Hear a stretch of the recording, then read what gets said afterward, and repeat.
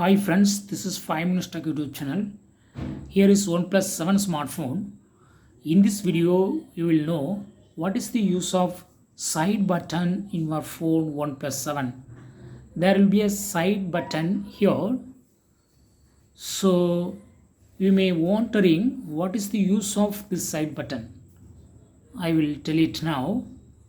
If you move the side button to the upper position, it will be in silent. Your phone will go silent.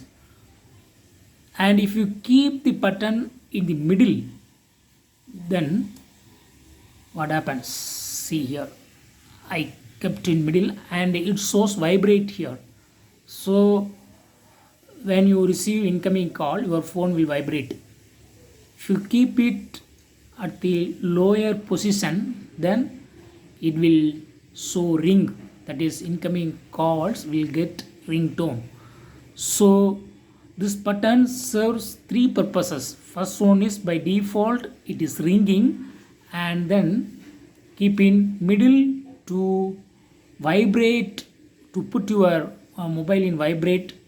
If you put a hand in another point, third point, that is upper point, it will go silent.